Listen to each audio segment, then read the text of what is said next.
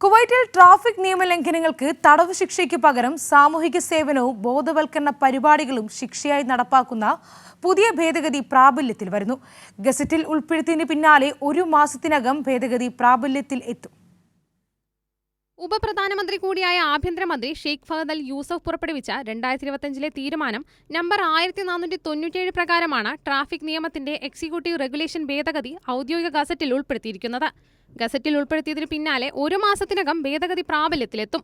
പുതിയ ആർട്ടിക്കിൾ 212 പ്രകാരം ചില പ്രത്യേക നിയമലംഘനങ്ങളിൽ കോടതി തടവിന് പകരം സമൂഹ സേവന പ്രവർത്തനങ്ങളോ ബോധവൽക്കരണ പരിപാടികളോ നിർദ്ദേശിക്കാം.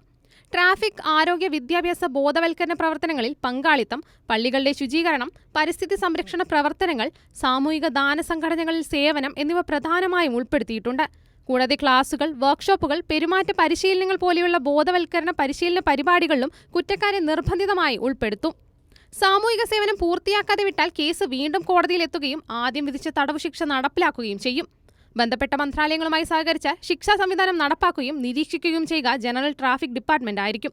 പുതിയ ഭേദഗതിയിലൂടെ തടവ് ശിക്ഷയിൽ ആശ്രയം കുറച്ച നിയമലംഘകരെ സമൂഹത്തിന് ഗുണകരമായ രീതിയിൽ പുനരധിവസിപ്പിക്കുകയാണ് ലക്ഷ്യമെന്ന് അധികൃതർ വ്യക്തമാക്കി.